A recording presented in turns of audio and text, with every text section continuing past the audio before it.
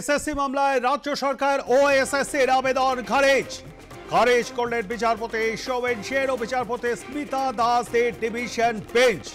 আমরা এ বিষয়ে আরো বিস্তারিত জেনে নেবার চেষ্টা করব। চলে যাব সরাসরি আমাদের প্রতিনিধি ষষ্ঠী চট্টোপাধ্যায়ের কাছে। ষষ্ঠী, এসএসসি মামলায় রাজ্য এবং এসএসসি যে আবেদন করেছিল সেই আবেদন একেবারে খারিজ করে দিল বিচারপতি সৌমেন সেনের ডিভিশন বেঞ্চ।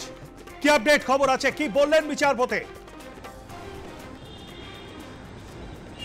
দেখো, এই মুহূর্তে সারা রাজ্য জুড়ে যেটা সবথেকে বেশি আলোচ্য বিষয় এবং এই মুহূর্তে সারা রাজ্যের মানুষের চোখ ছিল, তার কারণ 26,000-এর মধ্যে যারা ইতিমধ্যেই চিহ্নিত, যারা অযোগ্য প্রার্থী, যারা ইতিমধ্যেই সুপ্রিম কোর্ট, কলকাতা হাইকোর্টের ডিভিশন বেঞ্চ, শুধু তাই নয়, কলকাতা হাইকোর্টের সিঙ্গেল বেঞ্চ বারবার যে কথা বলেছে, আজকে ডিভিশন বেঞ্চে এক কথায় যেটা বলা যেতে পারে, এসএসসি মামলায় বড় সড় ধাক্কা খেল রাজ্য সরকার এবং তার পাশাপাশি রাজ্যের স্কুল সার্ভিস কমিশন। আমার সাথে রয়েছেন মামলাকারী পক্ষের আইনজীবী, তার সাথে কথা বলবো। আজকে মূলত ঠিক কী রায় দিয়েছে এবং এখানে বিকাশ রঞ্জন ভট্টাচার্য আপনাদের একাধিক বিষয় উঠে এসছে এবং গতকাল কল্যাণ বন্দ্যোপাধ্যায় বলেছে, এবং আজকে মূলত ঠিক কী রায় দিয়েছে কলকাতা হাইকোর্ট?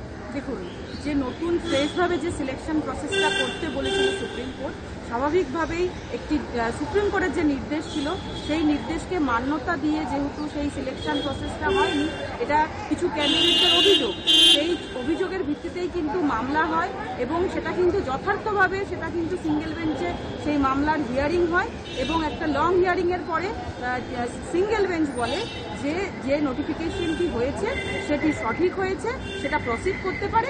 কিছু ডাইরেকশন দেয়, সেখানে বলে যারা টেন্টেড ক্যান্ডিডেট তারা পরীক্ষায় বসতে পারবে না, এবং সেখানে এগ্রিভ হয়েছে আশ্চর্যজনকভাবে, সেখানে এগ্রিভ হয়েছে স্টেট এবং ধরুন স্কুল সার্ভিস কমিশন এবং স্টেট অ্যাপিল করে দুটো সেপারেটভাবে, এবং আরও অন্যান্য যারা ক্যান্ডিডেট অ্যাগ্রিভ হয়েছে সিঙ্গেল বেঞ্চের জাজমেন্টের ফলে তারাও অ্যাপিল করে। তাদের অ্যাপিলগুলো অন্য একদিন রাখা হয়েছে। আজকে মূলত যে দুটো অ্যাপিলের শুনানি ছিল ডিভিশন বেঞ্চে, সেটা হচ্ছে স্টেটের করা এবং স্কুল সার্ভিস কমিশনের করা দুটো অ্যাপিলের শুনানি ছিল। স্বাভাবিকভাবেই তারা বলছে যারা টেন্টেড ক্যান্ডিডেট তাদেরকে নিয়োগ প্রক্রিয়ায় বসতে দিতে হবে। কেন? অর্থাৎ দাগি অযোগ্যদের হয়ে আজকে রাজ্য সরকার এবং স্কুল সার্ভিস কমিশন তাদের হয়ে অ্যাপিয়ার করছে। একদমই তাই। কালকে পুরো আর্গুমেন্ট কিন্তু জুড়ে এসএসসির বলুন বা ধরুন স্টেটের তরফ থেকে যে আর্গুমেন্ট আনা হয়েছে, সেখানে বলা হয়েছে দাগিদের বসতে দিতে হবে।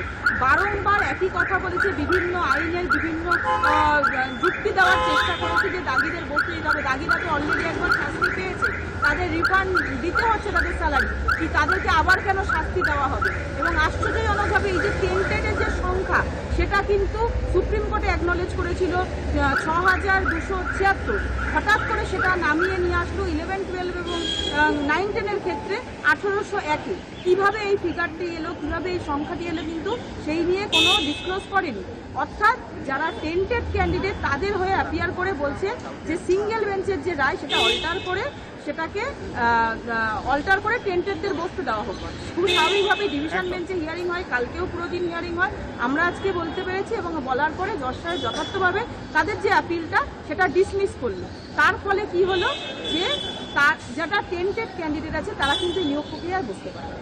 অর্থাৎ এই এসএসসি মামলায় কলকাতা হাইকোর্টের স্কুল সার্ভিস কমিশন এবং রাজ্য সরকার বারবার বোঝানোর চেষ্টা করেছিল হাইকোর্টকে, এবং যে যোগ্য অযোগ্যর এই বিষয়টা সুপ্রিম কোর্ট স্পেসিফিকভাবে স্পষ্ট করে দিলেও, যেহেতু সুপ্রিম কোর্ট 2016 সালের যে প্যানেল তা সম্পূর্ণরূপে বাতিল করে দেওয়া হয়েছে, রাজ্য সরকারের আরও যে বক্তব্য বা এসএসসির আরও বক্তব্য যে একই অপরাধে দুবার সাজা হতে পারে না, যদিও এই প্রশ্নে কলকাতা হাইকোর্টের বিচারপতি সৌমেন সেন এবং বিচারপতি স্মিতা দাসের যে ডিভিশন বেঞ্চ তা সম্পূর্ণরূপে খারিজ করে দিয়েছে।